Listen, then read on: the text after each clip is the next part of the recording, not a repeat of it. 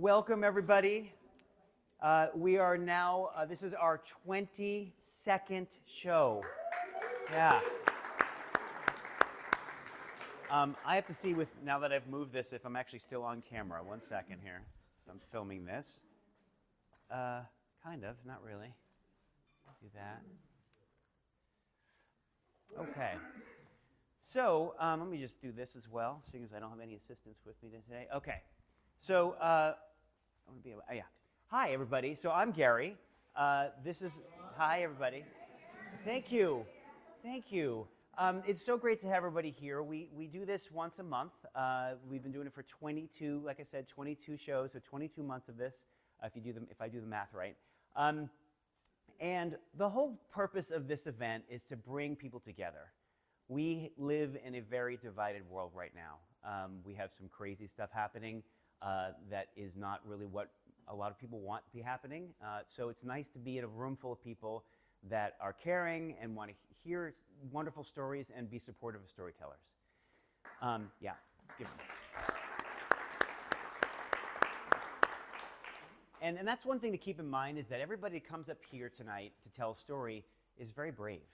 This is really hard. You know, people get nervous. They're talking in front of a bunch of people they don't know. Some people they do know. And they don't want to embarrass themselves, and they want to so we're just going to be supportive, because everybody who comes up here is going to tell a great story, full stop. The way we do this is similar to the Moth. It's an homage to the Moth. We call ours is the Fly, as you may see here. It stands for Factual Life Yarns. So it's true stories told live in front of an audience based on a theme. Tonight's theme is tipping point. And we purposely try to keep our themes broad so that people can come up with fun stories. And I'm going to start tonight's storytelling event with my own story. You guys ready? Yeah. Okay. Wow. I'll try that again. You guys ready? Yeah. Okay. All right. So let me get my words. That's another thing we do, is that we put 5 words on the screen here, and those 5 words are sort of anchor points of our story. And it helps us remember what we're telling, but it also helps you to remember where we are. And if we're getting too long, you can say, wait, forget that last word, right? Do you have a time limit? There is a time limit that is in my head. And when it happens, you'll see me stand up and like, okay, you're ready to done. No, but, but what we've done here is every single person, except for one, I have heard the story before, and we've worked on it. And that's the thing, is what we try to do is to make sure that we're setting every storyteller up for success. So we might work on it, we might have some notes, they might take things out and add things in, and hopefully you'll see that here tonight. Okay, so let me switch up. Yeah.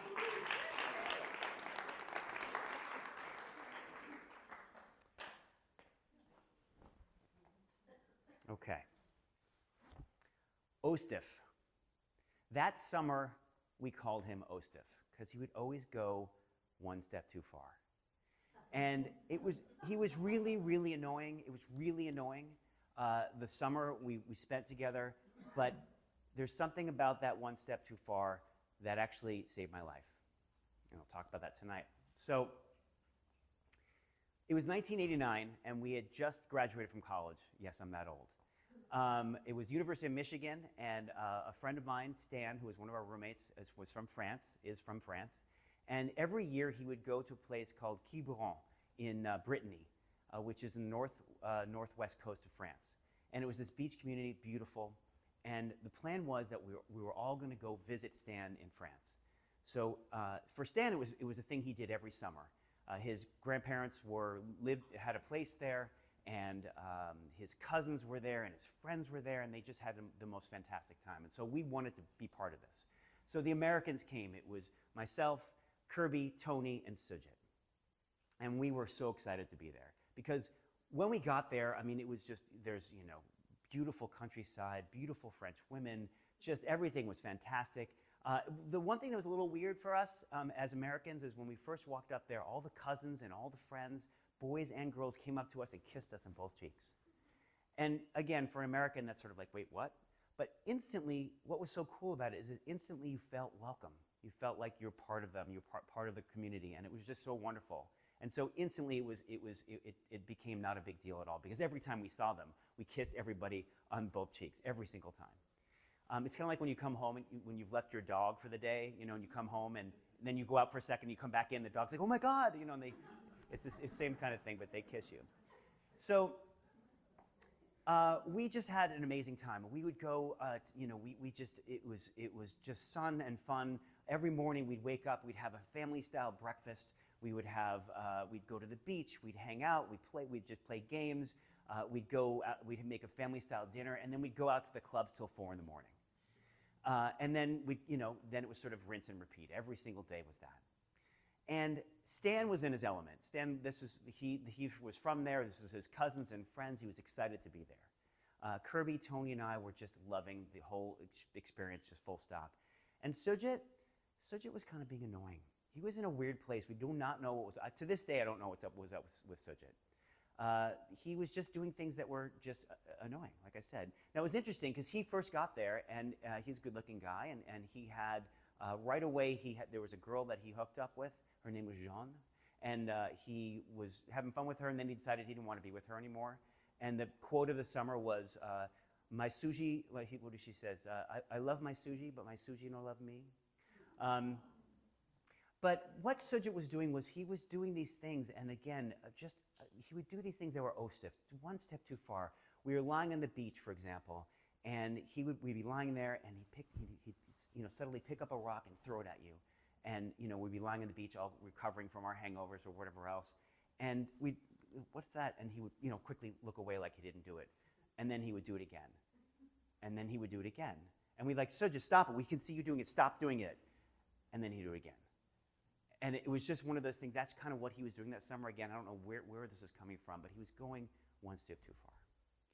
So we decided one day to go to a beach called the Côte Sauvage. The place was called the Côte Sauvage, which is the Savage Coast or the Wild Coast. And it was this U-shaped beach, which was a beautiful, beautiful beach, and it had these jagged rocks on both sides and a big drop-off. And it had a huge sign in front, which I'll show you later, which says, do not swim. People die every year. So of course, being recently graduated college students, we went right in the water like everybody else. So we were all swimming in the water. It was a beautiful day. It was gorgeous. We were all sitting there. And I was about 10 feet out in the water. And Sujit was just about a few steps in front of me. And all of a sudden, we noticed that we were sort of being pulled to one side, to the stage right, toward the rocks. And again, this happens when you're at the beach. I don't know if you remember when you have your kids at the beach and they're like, they're sort of slowly going that way. Like, all right, come on back, and they come out of the water and go back and go. Well, we were being pulled that way, and so we started swimming against, to try to get back to where we were. And we noticed that we weren't making any ground. We were actually losing ground and getting closer and closer to these jagged rocks, and it was a little scary. And I started to swim a little harder, and I realized that I'm not moving anywhere. I'm not making any progress. And I'd always thought about people who get caught in these currents and who drown. And I think, well, what's the big deal? Like, I'm strong. I can swim. Why would this happen to anybody? But it was happening. And Sujit and I were looking at each other, and we started getting a little bit freaked out because we were losing ground. We're going toward the rock. And we all know that what you do with a rip current is you swim with the current, and then you get out. But if you swim with the current, in this case, you're going right to the rocks. So we both were really struggling. And the waves were undulating back and forth and up and down. And I was, like I said, there was that big drop-off. So I had nothing below me. So every time I'd go up and down, I wasn't touching. But all of a sudden, a big wave came in, and Sujit was able to get a foothold. And he was just a few steps in front of me. And he reached out, grabbed my hand, and pulled me in. So we both got out, and we were kind of freaked out, and we're sort of looking at each other. And no one on the beach, no one we were with even noticed this even happened. And we got out, and we're sort of, can't believe, wow, okay. And I was like, Sujit, thank you, man. Thank you so much. And he looked at me, and then he got that look in his eye, and he reached down, and he picked up a rock up and threw it at me. So again, in this case, he was so annoying, and he went one step too far, but I was happy because it actually saved my life. Thank you.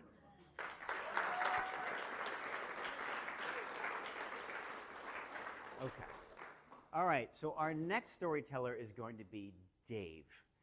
Dave, I actually ran across Dave. We had someone who had to drop off the last minute. I'll flip Dave over. We had a, what's that? What are you pointing at? I have a question. Yeah, oh, I do have a picture. Yeah. What's the E stand for in one step too far? That's a good question. I don't know. Yeah, I don't. Good. That's my sister, everybody. Let's just appreciate that over there. So just to get a real quick view. So again, that's the U-shaped beach. So you can see those rocks are on both sides. And then again, this is poorly translated. I bet you could do a better job than this, but it's very dangerous, even in calm seas. Life jacket recommended. Many victims every year. We went right in. Okay, let's have Dave come on up. Big hand for Dave.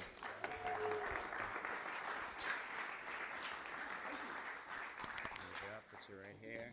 All right. You were pretty dark. Is it all right if I just move Yeah, over just a little bit to where maybe this light is? Because I need all that light, Gary. I need it. Gotta have it. It's Dave. Okay. All right. Thank you. This is a surf story. Relevant.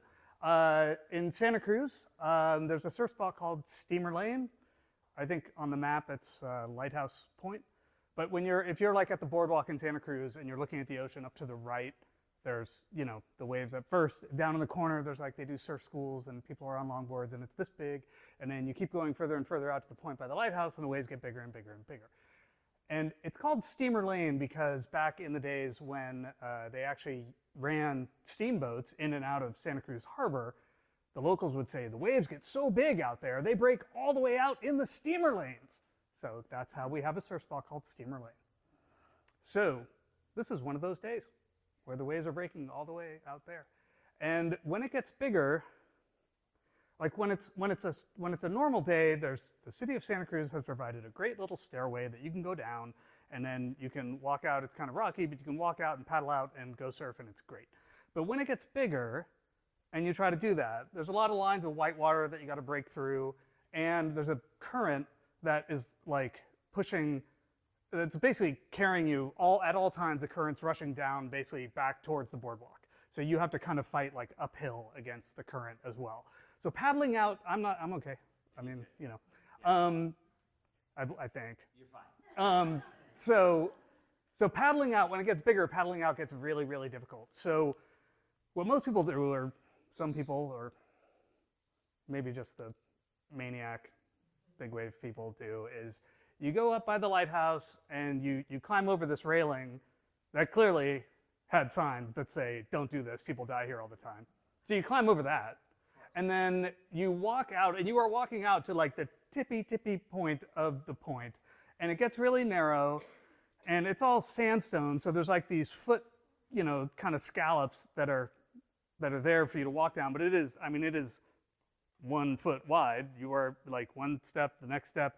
And so on this day, it was very strange, but there was a traffic jam. A bunch of dudes waiting to get down to jump off at the end. And what happens at the end, the reason you have to wait is because when the waves smash into the end of the cliff and they throw a 15-foot wall of water up. So you kind of need to wait for that. Okay, and you feel it. You feel the land under you gets rocked when these waves hit. And the water splashes up, the water splashes down, you wait for it to set, waves come in sets, 2, 3, 4, 6 waves in a set, and then there'll be a lull. And so when there is a lull, and it's your turn and you're at the end, you go down the last little super very wet part, very narrow part, and you get to about 5 or 6 feet above the water, and then you just gotta jump off. So you jump off with your board, and you hit the water, and you start paddling. This is the way. So I'm in line, and there's one guy in front, and we've been doing this. There's 3 or 4 guys who were in line before this guy, and this guy is in front of me, and there's a lull, and he doesn't go. And I'm like, dude, you're supposed to go. Yeah, I'm not saying anything. I don't know. It's still loud. There's 20-foot waves everywhere. It's loud everywhere. But I decided to turn and look back, and when I look back, what I see is a bunch of angry, aggro, big wave surf dudes who are ugh. I'm like, okay, yeah, that's kind of what I thought. I wasn't quite that aggro, but okay. So then we have to wait for another set of waves, and then This guy, I think he waits too long again, and then he finally goes. So now I'm the one like on kind of the point position here, and I am feeling the heat from all the people who are angry at that dude. And so I think about it, and I think, I mean, fine, I'll just go. So I jump off after that guy. I hit the water, I'm paddling. Just to be very clear, like, you are completely committed at this point, right? Like, my options now are zero. I paddle and hope it works out. So when you're in the water, like if you're up on the cliff and you're watching people surfing, you might see like, well, here's a big group of surfers and they're all sitting right there, but there's these enormous waves coming right over there, like, and they're all just sitting there. And it's because when you're down there at eye level, you can't actually see the set waves coming in just yet. But every now and then what you can notice when you're in the water is you have the horizon, right? You have like, there's the sky and there's the sea, and they meet at this point. And every now and then, if you're paying attention, the horizon shifts. That's like, yeah, that's like, uh-oh. So I'm paddling, and the horizon just goes like this. And I'm like, I have no choice. The only thing I can do is just paddle. I have a very, very big surfboard. It's 8 foot 5 inches if I have the thing. Yeah, and I'm 5'8". So I mean, it's big. And the thing about that is I can't really get it underneath the waves. It's kind of too buoyant for me and my weight to push it under. So that can be a problem. So I'm paddling, and so sure enough, so I see the horizon shift. I'm just paddling as quick as I can. The first wave, I'm able to paddle over the top of it, and I go over the top, and I come back down, and I'm paddling. But what happens with the water in a wave is like, the water, especially at the top, is actually moving a fair distance. So you lose ground every time. So the second wave of the set, like, I'm not going to make it over. I'm just barely like punch through the top of it. That is okay, except for the fact that I lose ground every time. So now I paddle through the second one. The third one is, I mean, same thing. I'm able to punch through like pretty near the top, and it's okay. But keep in mind, that's why I needed that. The 3 count, for every one of these waves, like on a 3 count behind me, they are demolishing that cliff. They are smashing that cliff. All that energy that I felt when I was standing there and I feel the earth shake underneath me, that is happening like directly behind me. And I'm losing ground every time, right? So the third wave, like, I barely punch through, and I'm just like, this is going the wrong way. And I paddle through that one, and then basically, like, that was the end of the set. I did make it. I did paddle out, and basically I just kind of just left. I just did not have a good time. I was so bent out of shape. And I think like the lesson is really like, and it's a lesson I still have to teach myself, is like, do not let the pressure of others force you into a decision you do not want to make, right? So I'm glad to be here and all that, but yeah, that's my story. Okay? All right, cool. Fix this. You just press a little play button. That one should do it in a second. So that whole story of surfing, this is going to come up in a second, but the whole story of surfing, it reminds me of driving up in the hills in Mill Valley if we live up in the hills, and when people don't know how to drive up in the hills, and you're getting really frustrated because like you're going down your street and like you know where to back up and where to pull forward and like how to get, if someone needs to get by because they're so thin. But people don't know how to do that, so it's super frustrating when you have like an Uber driver or someone who's never been in your neighborhood, and you're like, if you just back up just there, and they just stare there looking at you like, I don't know, just back up there. I can't. So you have to back up around a blind curve to get to, anyway. Anyway, let's give one more big hand for Dave. What is going on here? We're going to try that one more time, and then Rob will have you come up. 1 second. Let's just try. You know, we're just going to do this for the time being. You get to see Rob's pictures as well as his thing, because I can't get it to go. All right. All right, everybody, this is Rob. Everybody give a big hand for Rob. Is that okay? A little lower? Okay, speak right into it. Oh, I need this. Right there. There we go.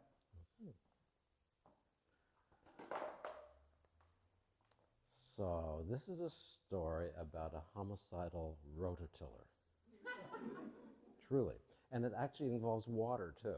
possible death by water. So I think there's a clear theme here. So we live part of the year here in Mill Valley, not far from here, and part of the year in the Green Mountains in Vermont, on a back road, a dirt road, in a 1820s farmhouse. That's the barn, actually. And it's one of these scenic routes where tours send hikers down the road. And when they send hikers down the road, and I happen to be out in the yard, they stop me, and they want to take photographs of me against that barn because I look like an old Vermont hippie farmer. So they don't know that I don't know anything about farming. Like my wife and I, we grow really good weeds, very healthy weeds, not weed, weeds. And the thing that I know even less about is farm equipment. So a neighbor gives us this rototiller. Its previous residence was the Institute for the Criminally Insane. And I don't know if you know about rototillers. They have these big tines that churn up the earth.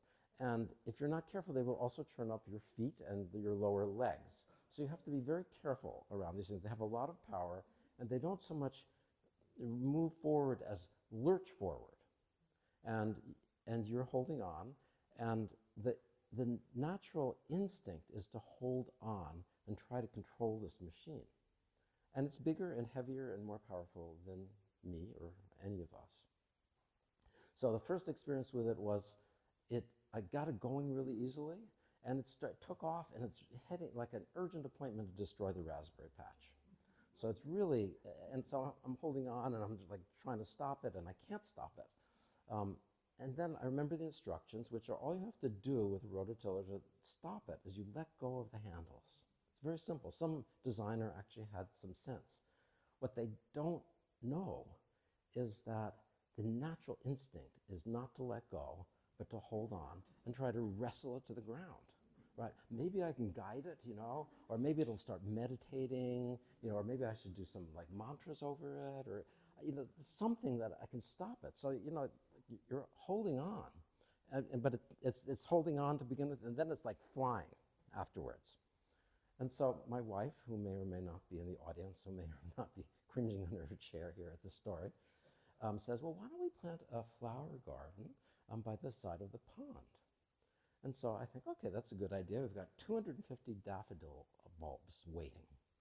And so I drag this beast up the hill, across the meadow to the edge of the pond, and start it up. No problem starting this thing up. And it gets going. It's very aggressive, but I'm kind of in control at this point. It's nice straight lines, rich black earth, ready for the bulbs. And I look like a competent husband. And then the next thing I know is it hits a rock. And when a rototiller hits something, it takes a quick turn to avoid it. So we're going down along the edge of the pond, and it hits a rock and takes a sharp turn, and actually this guy's to the left. And it heads straight for the pond. Now, I think this thing wants to go for a swim. It's not going to get the best of me. I'm stronger than it. I'm smarter. I'm a human being. I'm an American, and we know how to dominate things. So I'm going to make it bend to my will. And plus, if it goes in the pond, that's it. It's going to be ruined, or it's going to sink to the bottom of the pond. I'll never get it out. So I'm really dedicated to holding on to this machine. So I'm flying behind it. It's definitely got the better of me. It heads for the pond. Pretty soon, I look like a water skier who's made some really bad life choices. And the next thing I know is we're going down. But I'm not letting it get the better of me.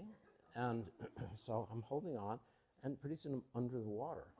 And it happened so fast that I had no idea how I'd gotten there. Like, how come I'm drowning? And I try to open my eyes, there's this muddy water all around me, and I'm going down and down, and I can't breathe. And I think, is this how I'm gonna die?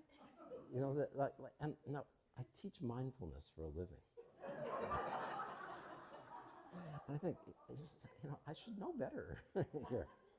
I'm down there, I'm still holding on to the handles. So it goes from going, put, put, put, put, put, It has a very nice rhythm. Put, put, put, put, put, put, put, put, put, put, put, put, put. Silence. So it dies shortly before me. I know I'm next, but I'm not going to let go of this thing. And so pretty soon we're down at the bottom of the pond, and I'm thinking, maybe there's something else in life more important than holding on. Like chocolate, or my cat, or maybe my wife. And so I'm still holding on for dear life, so I'm locked in mortal combat with a drowning machine. And so good sense catches up with me, and I think, okay, gotta let go. I pry my fingers off the machine, come up to the surface like some, covered in pond scum. I look like some failed sea creature. My wife is standing there, shaking her head, looking at me in utter disbelief that I've just done this. Eventually, we get a rope, we drag the machine out. I punish it by putting it in the barn where it won't bother anybody. And and when people come by and take photographs of me, this is the story I don't tell them. And I learned a thing or two from the machine. Like sometimes when I'm drowning in some fashion in life, it's not really just the rototiller that took me down. It's the intensity of my grip and my reluctance to let go.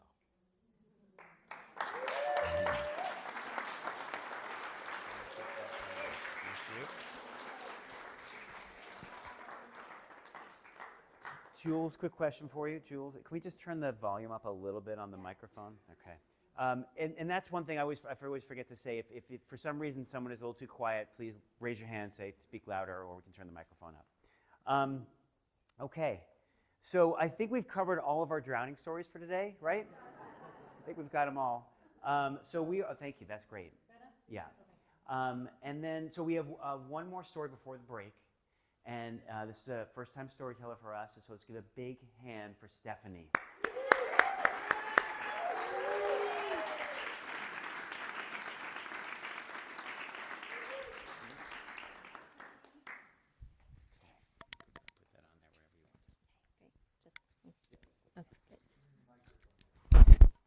Okay. Oh, yeah. Oh, yeah, it's a little high. Actually, Perfect. Thank you. right up to Okay. I'm quiet, so tell me if you can't hear me. We got you. Great. Perfect. Okay. I grew up hard in a blue-collar, rural Midwestern town. And my mother is the hardest woman I have ever known. And she's not hard in the maybe more favorable, salt of the earth kind of way. She's hard in the hard living kind of way. She left home when she was 15. She had me when she was 17. She started drinking on her 25th birthday, and she never really was able to stop.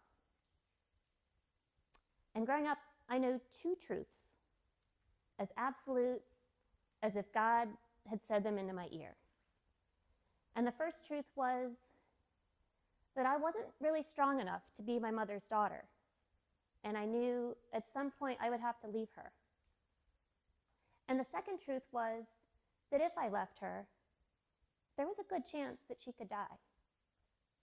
She told me often through drunken tears that I was her only reason for living. And by the way she lived her life, I knew that this was true. I knew she wasn't lying to me when she said this. And that's a lot for a little girl to carry. But I learned how to shoulder that burden so well that I don't think many people actually knew what I was carrying. I was a hard worker. I got my first job when I was 11. I worked at a horse farm down the street from us, cleaning stalls to pay for riding lessons we couldn't afford. I bussed tables, I worked at a pet store, I worked at a movie theater. I was a good student in school. I joined every club and extracurricular activity that I could. I ran track, I was on the debate team, I was in the drama club, I wrote for the paper. I was friends with everyone. I went to parties and dances and football games. I would do anything that I thought would make my mother proud and would keep me from having to go home too soon. And while I was busy doing all of these things, my mother unfortunately just continued down her spiral. And to her drinking, she added marijuana, and then cocaine, and then crack. There were bad boyfriends and violent fights that lasted well into the morning, ended in broken bones. She stole my paychecks, and she sold my boombox and my rollerblades, and she sold her body for drugs. And I was trapped in this life with her, and I desperately, desperately wanted to leave, to run away, and at the same time, I wanted to be good enough to make her want to stop. And then when I was 17, she got arrested, and she went to jail. And for the first time, I know this is going to sound crazy, but for the first time, I wasn't worried about my mother. Because in my mind, I thought, well, if she's in jail, I don't have to worry about her being beaten up or getting raped. Or, I was like, she is in a place that is controlled.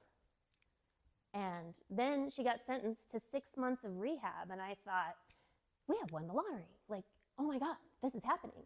She's going to go to rehab, and she's going to be well. They're going to fix her, and she's going to want to live, and she's going to want to be my mom. And so during this time, I did everything I could to build this life for us on the outside. I would visit her in jail and then at the halfway house on the weekends, and I found us an apartment, and I convinced this landlord, who was not very nice, but I finally convinced him to take a chance on us, and I paid for the security deposit and the first month's rent. And then on the day that she was released, I filled my grandmother's house with flowers, and I baked a cake. And I bought these balloons in my mom's favorite color. And we took them to the park, and we let them go. And it was like this ceremonious thing. And I held her, and she held me, and we cried. And we watched those balloons loft into the air, carrying the weight of all that had transpired between us. And it was such a moment. It was such a moment for us. And then we moved into this apartment that I had, arranged for us. And she got a job. And she filled the refrigerator with food. And that was something she hadn't done in years. I mean, it was just like, I was like, oh my God, this is like a real situation. Like, this is a mom and a daughter, and we eat together. And she talked to me, and she listened to me. And I could not stop smiling. I was living my best life. I floated through my days. And I just felt like everything that I had been through, it was worth it. Because I had stayed, and she was well. And now here we were, just two gals, just living our best lives. And we lived like this for 3 amazing weeks. And then and then she didn't come home for dinner. And I knew, you know what I mean, and I knew it. And it didn't take me long to find her crack pipe, and it was hidden in the wall behind the bathtub.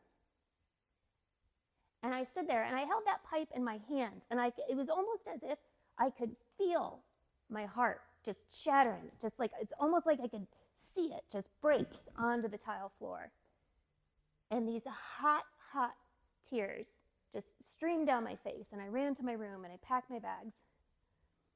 And it was that moment that I knew that there was only one truth for me, and that I was only strong enough for one life, my life.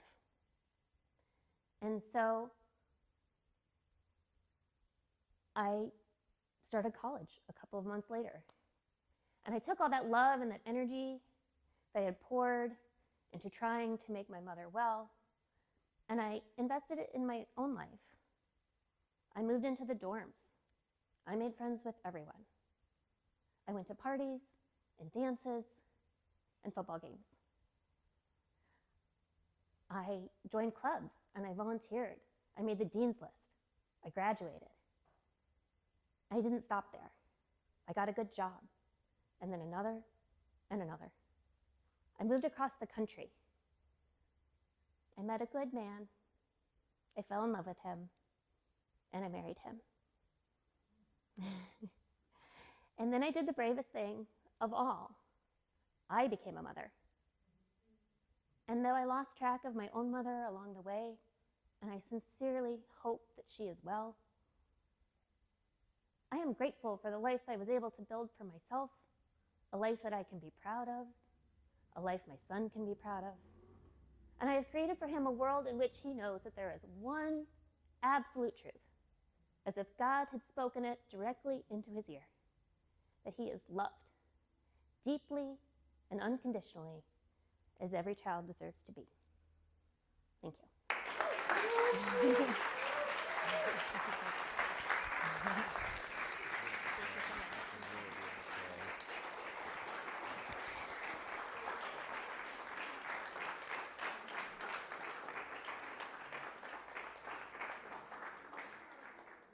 No words, that was just beautiful. One more time for Stephanie.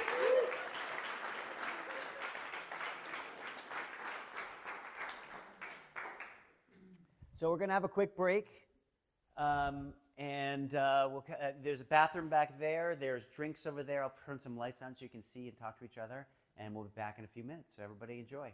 Okay, go ahead.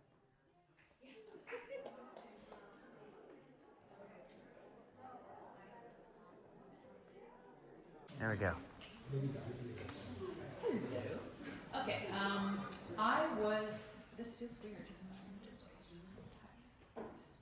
I was the firstborn in my family, and I had my parents all to myself. I was the perfect child, so they decided, let's have another one like her, because she's so great. Well, it took them 5 years to finally give me a little baby brother, and I couldn't wait for him to show up, and I got to hold him in my arms after my mom came home from the hospital, and she was watching me carefully, and I just had all these dreams about how well I was going to take care of him and read him bedtime stories, and it was just, I couldn't wait. And there he was.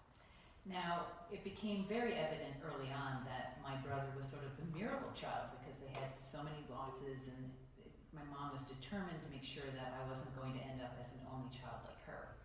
And when he finally arrived, he was treated differently than me, or than I was. I sort of chalked it up to because he was a boy and I was a girl. For example, I learned to curtsy and to bow, and my brother did the formal handshake and looking in the eyes, that kind of thing. I was really kind and sweet and almost invisible. I was the kind of kid that people said if I bumped into something like a chair, I would apologize to the chair. My brother, on the other hand, was a little different. Like, I would save ants from being crushed, and he would take the magnifying glass and scorch them. He went to the French lycée in the city, and I went to an all-girls school out by our house. And so we were just raised differently. And then my dad said, "You're the older sister, so you have to act like one. And if he's annoying, just ignore him." So I'm always very dutiful, and I do what I say, and I never fight back, never argue, never get angry. I was like, okay, I'll just be the good big sister. Well, this is a story about my brother, whom I love so much right now, but there was a time where he was really hard to love, and that's the focus of this story. So I would go to school, come home, do my homework. I was very good about all that stuff. I'm sure it doesn't surprise anyone looking at me, right? Seems that way. And my brother would say he did his homework, but he would open up his window and climb up on the roof of the house and play on this dangerous surface with his toys. In my bedroom, I had a dollhouse that was my prized possession. And it was on this little table, and it was perfectly balanced. And I had a mom and a dad and a boy and a girl, and they each had their own little bedrooms, and I tucked them in. And there was a kitchen with all the little utensils, and a little dining table with chairs all placed around them, with placemats and plates and everything. And then in the living room, there was a coffee table and a couch and a white piano in the corner. I just love this. And my little family had their little peaceful, calm life, just like I thought most people do, right? So one day, my brother decided to go into my room when I wasn't home. And he brought his G.I. Joe toys with him. And they sort of invaded my dollhouse as if they were enemy territory. And within seconds, the chairs were overturned and the little people were yanked out of their beds and the piano legs were snapped off. I came home and my brother was oddly nice to me. And I walked into my room and I instantly knew something was different. And I found my dollhouse completely destroyed. And I said, "Did you do this?" And he said, "No." But there was a clue left behind, a little G.I. Joe boot. And I took this and I ran downstairs and I complained to my mom and my dad. I'm like, "He destroyed my house." He's your younger brother, you're the older one, just ignore him, you're the big sister. Well, not this day. This day I was not going to ignore it, but I didn't know what I was going to do because I was such a goody-goody. And I stood in the threshold of my bedroom wondering what to do, and something changed in me. I had this stirring, and I kicked off my sneakers, and I found my wooden clogs, and I went over to my brother's room, and I'm like, "Hey, what are you doing?" "I'm playing with my Matchbox cars." I was like, "Okay, what's your favorite one?" "Oh, this one right here, the Rolls-Royce Silver Cloud 2. Convertible. It's really rare." "Oh, can I take a look at it?" Open palm, handing it up to me with reverence. "Be very, very careful with it." "Okay." "Oh, yes, that is a nice little car, isn't it?" And I put it on the floor, and I raise my foot up, and I stomp on it until it crunches under my wooden clog. And I run off into my room, and I scream back, "This is for damaging my dollhouse!" And I slam the door shut. I hear him scream, "Mommy, Mommy, Mommy, Mommy!" He runs all the way downstairs, and I'm like waiting there, trembling on the other side of the door, like, "Oh my God, this is it, I'm finally gonna get punished. I'm so scared what's gonna happen." And I hear my mom say in her Danish accent, "Yeah, well, finally your sister has finally stood up for herself because you have been messing with her for so many things. Finally, she's done something." And my brother was like, "What?" The fact is, I didn't have a lot of joy from crushing that car. I felt gross and dirty and like I'd lowered myself on some level, and it changed me. I had like, my eyes had turned black and I was black inside. It wasn't the revenge that I thought it would be, the joy. Fast forward 45 years later, my brother's turning 50, and this is still bothering me. And I decide I'm going to send him a gift. And his birthday came, and he gets this box from Portugal. I was like, "What is this?" And he opens it up, and in there I found a used Rolls-Royce Silver Cloud 2 convertible. And he actually burst into tears. And he said, "Marianne, this is even better than the one I had." And that's there, because the one he had didn't have the windshield, you see? But the other one did. That's my story.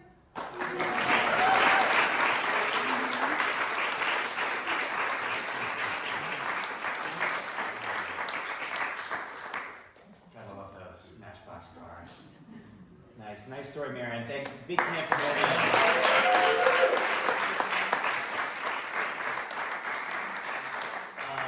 I do not remember who's next. I have to look. One second. And the answer is, it's Rich. All right, Rich coming up. Rich hurt his back this week and somehow is managing to walk like that. There we go. Rich. Don't do that. You're gonna hurt yourself. We do need to elevate this so Okay. no crouching is involved. How's that? I think that's good. Yeah. Um, So I don't think I'm ever going to win any Grammys, but I do love songwriting. And I've written a couple hundred songs, and some of them are decent. But I don't think I would have even written one song if it wasn't for a very unusual encounter 30 years ago. And I have to start by saying, I love birds. I just really love birds. Birds and bears are my two favorite animals, but bears don't sing outside your window every morning, so birds have a little advantage there.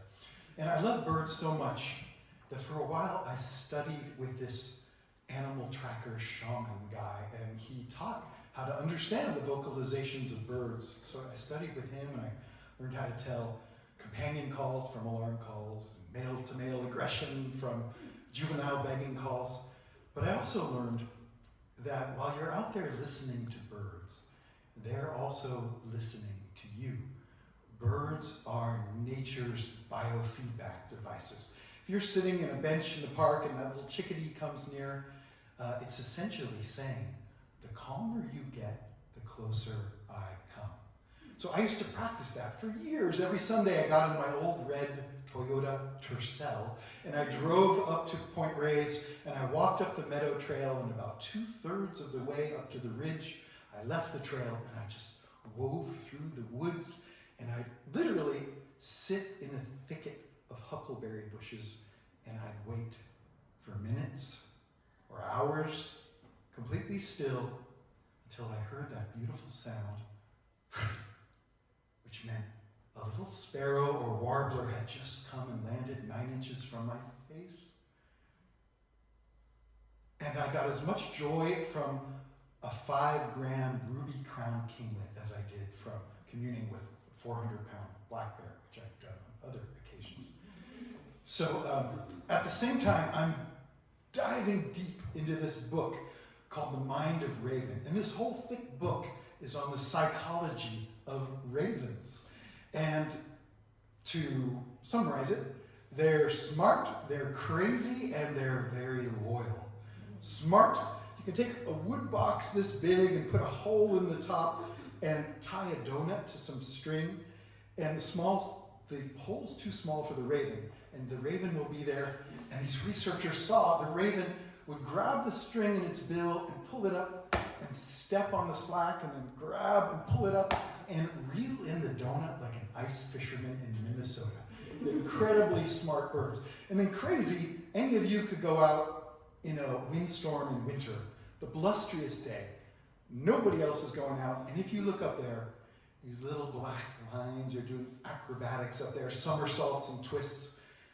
There's no survival value. There's no food acquisition value to that. They just love playing. They're crazy.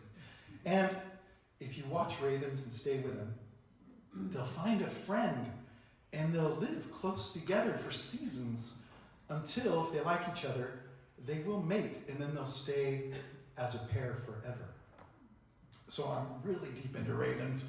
And then my two friends come, Donald and Deborah, and they say, Rich, we're getting married, and we'd love it if you would write a poem and recite it at the ceremony.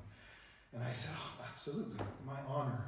And inside I'm thinking, this is going to be a raven love poem, because these two are so much like ravens. They're feisty, they're trickstery, and even like ravens, they lived in the same roost. They were roommates for a long time. They fell in love. They never told each other they loved each other, and they moved apart, and then they came back together. Matrimony. So I'm going to write this raven love poem. But as I sit down to do it, a little voice says, no, let's try something you've never done. A raven love song. How about that? Let's fire up some different neurons. Let's write a song. So I was living in a flat in San Francisco next to the beach, Ocean Beach. Had two roommates. And I'm sitting in my room, the door's closed, and I think, I'll just start by playing the flute, and I'll come up with the tune, and then I'll add the words, some raven love song lyrics. So I've got my silver flute, and I'm noodling around, waiting to find something that just feels right. Raven love song, and then it comes, do-do-do-do-do-do-do. I like that. La la la la la la la. And as I'm playing it, suddenly there's a loud banging, bang, bang, bang, bang, bang, bang. And I played a few more times, la, la, la, la, la, la, la, bang, bang, bang, bang, bang. And I did it enough to determine there was a correlation between my flute and that banging. My first thought, I mistakenly blamed my Irish construction worker neighbors downstairs because they would drink a lot and be hungover in the mornings. And I thought, is this a hangover? But it's 1 in the afternoon. This is not hangover time. And this flute is not very loud. So I played it again. La, la, la, la, la, la, la. Bang, bang, bang, bang, bang. And I thought, could this be my roommates? They wouldn't do this. You know, we're friends. And if they were upset, they'd just come and tell me, you know, we're trying to study, whatever. So I didn't know what to do. So I stepped out of my room. I opened the door, 1 step in the hallway. And above me was a big bubble skylight. And sure enough, standing in the middle of the skylight was a huge, fat, black raven. And I could see the feet with its 3 toes in front and the 1 toe in the back. And it was bent over and it was looking straight at me with its glossy black eyes. And the bill was about 2 inches from the bubble. And we looked at each other. And I lifted the flute, la, la, la, la, bum, bum, bum, bum. It had been him the whole time. And he was drumming along with the song with his bill. And I played it a few more times, and he drummed along, took care of the rhythm section, bum, bum, bum, bum, bum. So I have to tell you, I lived at that house for 3 years, and I played flute almost every day. And no animal had ever come rapping and tapping on the window until the day I was composing a raven love song and literally singing the praises of ravens' noble attributes. And this bird comes and lands and starts tapping along with the tune. So I have to share, I probably wouldn't have finished that song if it wasn't for Raven showing up. You know, if this was the mountain of self-doubt, I was making my way up, but I was going to recede back down into the default of poetry. But no, Raven fired me up. I finished that song, sang it at the wedding, and people liked it. And then I went on to write hundreds of songs, a lot of them for kids that I taught. And none of that would have happened if that bird hadn't showed up and tapped along. And then finally, without that visit, or I should say with that visit, it cemented my view that under the right conditions, an animal can read your heart like a book. There's some kind of spiritual internet that can be merged into. And I know a lot of people would say that's woo, but I would say, on that day, to me, Raven proved it to be true. And it all started with, this is one phrase from it, Raven lady, Raven man, won't you take my feathered hand and together we will sail across the sky. So that was the Raven love song.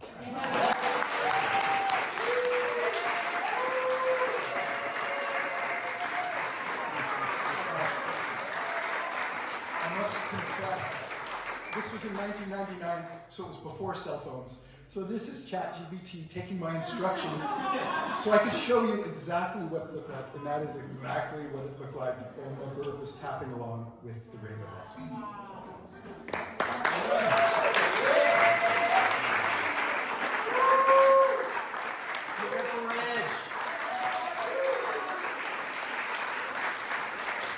So I'm sitting there listening to Rich's story, and I have to say, Rich has told a few stories here, and like it's involved him getting naked in the woods with bears, like sitting in the forest with in the thicket with birds coming out, and then dealing with your children. Very interesting. And then a flute. And he's sung and played flute here. Thank you, Rich. Big hand to Rich.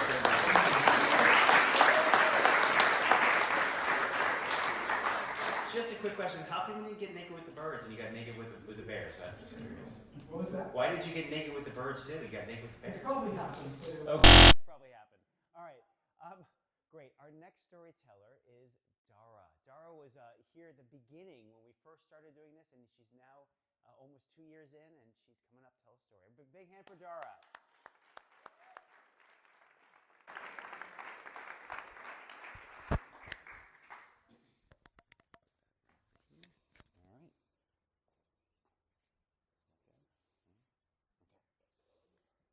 our daughter has hit the jackpot.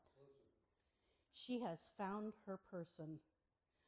She's in her mid-20s, and they are two peas in a pod. They are soulmates. She can be a lot, and he is even-tempered and adores everything about her. And we, the parents, are so fortunate because he's a lovely human being. And that's a good thing because they live in the apartment right behind our house. And we see them all the time. And his background is different from ours, and he's curious about our traditions, and we're curious about his, and our world is getting bigger, and we're all pretty content. So my relationship with my daughter is nice and tight. The relationship with my father, not so much. We talk on the phone every week, other week, several weeks, occasionally, periodically, we talk. The calls begin with some expression of concern about the state of our democracy and the events of the world, and then we slide into the weather, where you are and where I am and all of that, and then we get to the how is each person in the family. And then sometimes my father asks about my daughter and our son-in-law, that they are engaged, and he asks some veiled question like, are they planning to formalize that arrangement? Which suggests to me that he's thinking that there might be a wedding. He's curious to know if there might be a wedding. And I don't feel particularly comfortable answering that question because I'm not the one to be getting married. And he should be asking that question of our daughter. But they haven't spoken in a while. You see, something happened. There was an event. This event happened some years ago.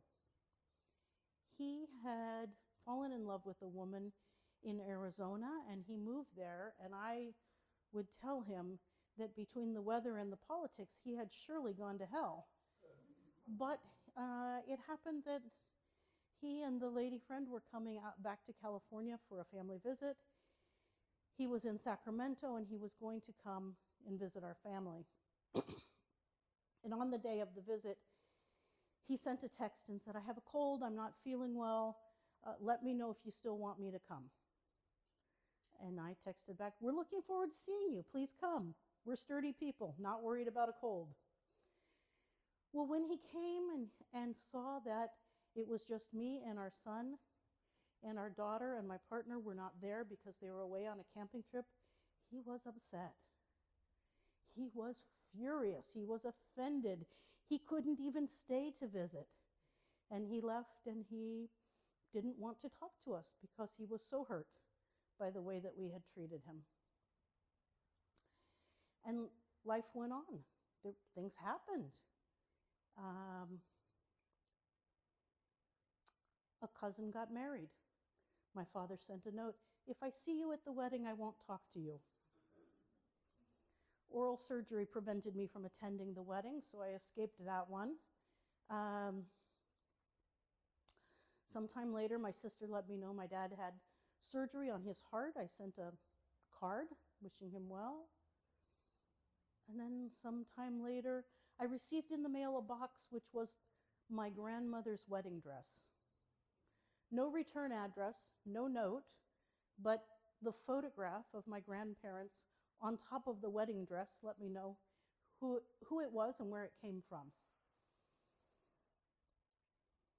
I wasn't particularly interested in having that wedding dress. I never asked for it. One day my daughter said, well, how is it that you started talking to your dad again? I said, well, you know, we never know how long any of us is going to be around, and you know, I wish as the parent, as the older, more mature person, that he had the life communication skills to say, I did this thing, I was mad, and I stopped talking, and I didn't know how to start talking again, and that wasn't going to be. And so one day, I called him up. And thanks to the beauty of caller identification, he knew who it was, and he answered, and we talked. We never talked about the thing. It had been some time, but we just went forward. And he never has reached out to our daughter in all those years to say this thing happened, and so there's not a relationship. And so when he asks me if there's going to be a wedding, and somehow he thinks that he might be invited to a wedding of someone he has no relationship with, instead of saying something innocuous, I would love to be so brave as to say, it sounds like you want to have a relationship. You need to reach out to her and initiate that, and perhaps acknowledge the thing that happened. I don't know what's going to tip me over to answer truthfully instead of the vague responses I've been giving. But I hope that my practicing saying it out loud to all of you tonight will make it a little bit easier for me to say when the opportunity arises.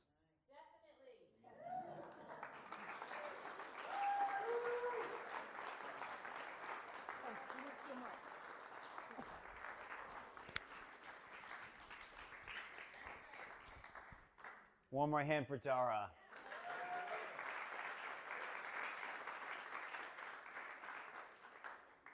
Yeah, family stuff is tough. Yeah. Anyway, our next and last storyteller tonight is Claire. And Claire actually has her own storytelling event that she'll tell you about. I think it's tomorrow night, right? It's tomorrow night, so she'll tell you about that. And so let's give a big hand for Claire, everybody.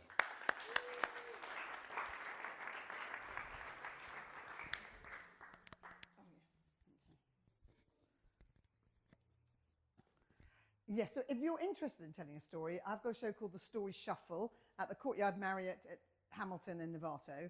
And we have feature tellers in the first half and then an open mic for anybody to tell a story in the second half.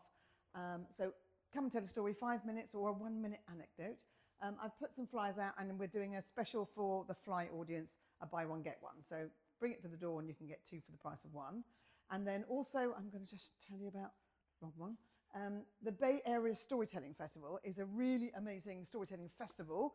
This is the 35th year of having it. And it's going to be in Orinda all day on Sunday, the 26th of April.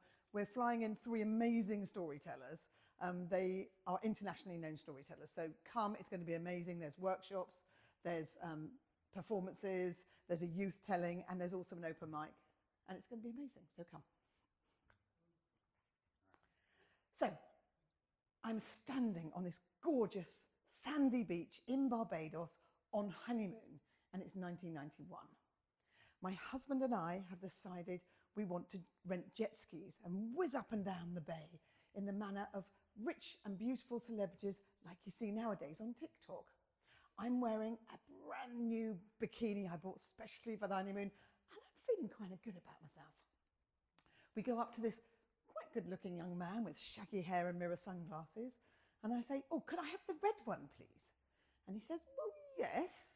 And then he says, "Well, it's not a good idea if you're pregnant." And he looks at my stomach. I just stare at him.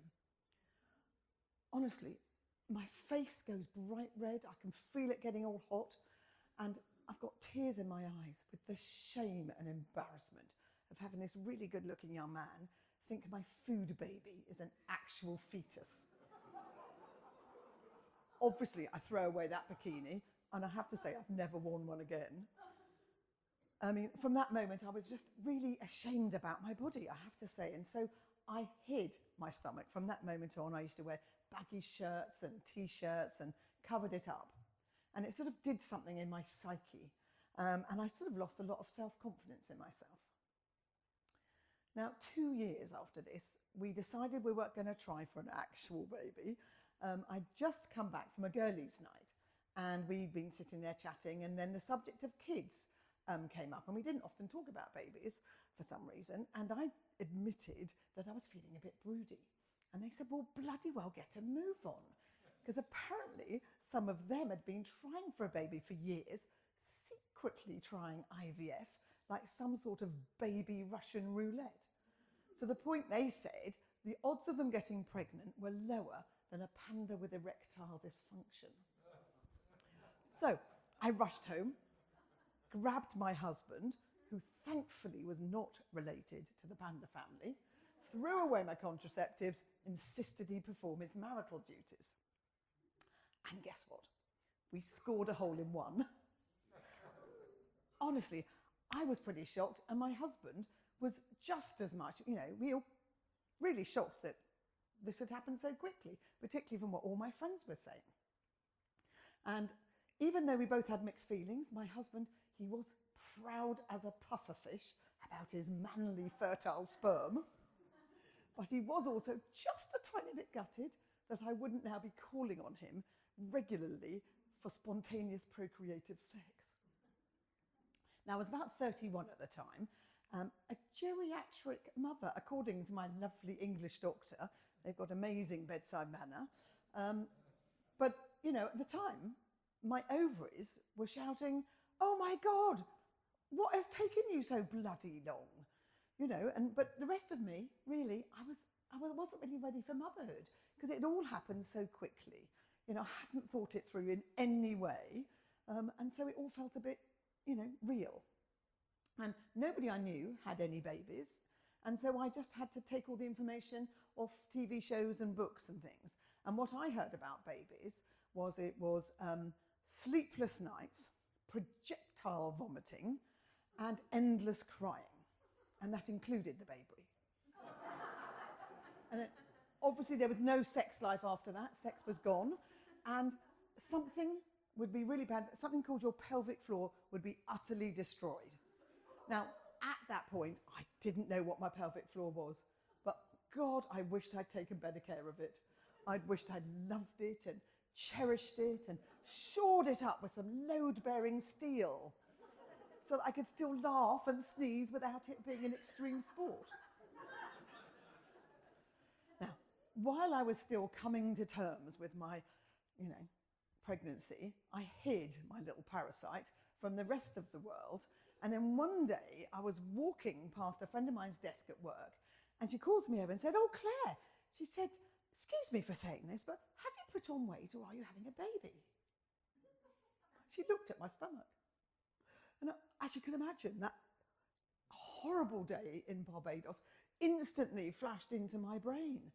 And I was thinking, oh my God, I got stabbing bits of shame came in and my face went red again and I could feel myself just feeling fat and uncomfortable. And I was really shocked that she would say that and I just didn't know what to say.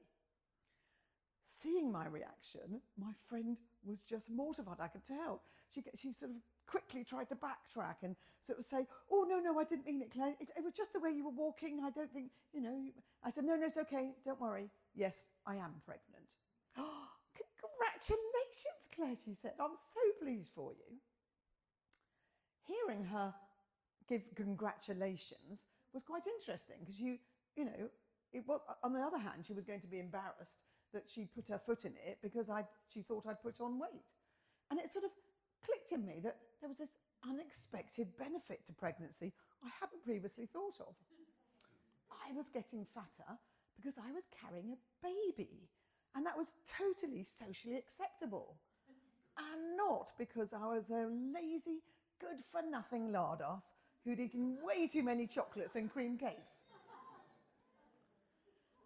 So, I sort of said, at that point she said to me, could I touch your stomach? No, obviously not. Of course you can't touch my stomach. Nobody, not even my husband, was allowed to touch my stomach. Ever since that day in Barbados, I had hid my, fleshy donut ring like it was a dirty secret, as if belly fat was a sign of being a really horrible person, someone with no discipline and possibly no moral integrity.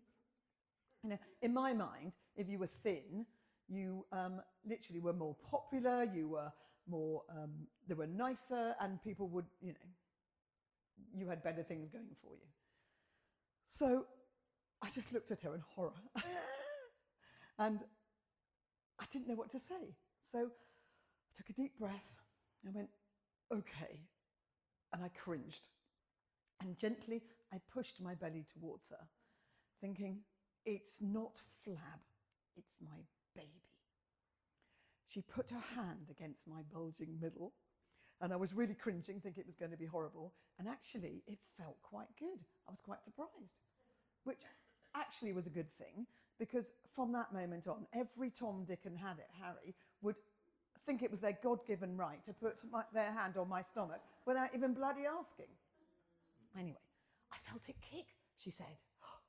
And she smiled at me, and I looked down, and I thought, do you know, instead of hating the ugly evidence of my overeating, I was actually quite proud of my body for this impressive ability to create new life. I mean, there I was, walking around like a normal person, and yet I was growing this little baby inside me, a bit like that creature in Alien, that you wouldn't know it was there, it was wriggling and squirming, unless you actually touched me. You know, I was doing what all mothers had done since the dawn of time. So suddenly it was like this light bulb went off, and it was like, maybe I could actually be okay about my body. Maybe I could be, accepting a bit more, and I could possibly wear some tighter clothes. Maybe I could display my body and not hide it away like I was ashamed of it. And, I did start thinking, well, it is quite amazing to create a new life and carry it around. And so I got more confidence, and I got a little bit proud, because I thought, I'm not fat, I'm just simply fabulous. Thank you.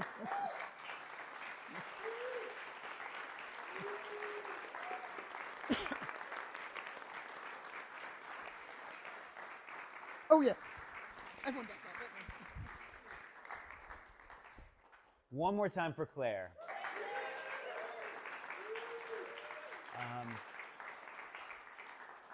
Okay, well, we have reached the end of show number 22. Couple announcements. First of all, there is not going to be a show in April. Is that the next month? April? Yeah, March, April. Yes, there won't be a show. I'm going to be on the road, not doing this, but just traveling. So we'll be back in May for our next show, which we're still trying to figure out if that's our 2-year show or not. I haven't done the math yet. So what else?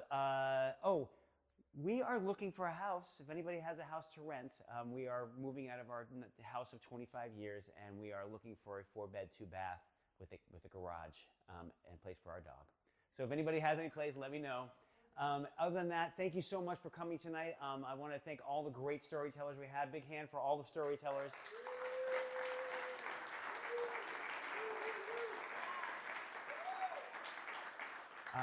And then I'm going to put the thing back up, which has for our mailing list. If you want to be on the mailing list, please use the QR code. You can also join our Facebook page if you want to tell a story. There's also a link for that. And what we'll do is we'll set up a time to talk, and we'll have you tell a great story. Thanks, everybody. I'm Gary. Bye-bye.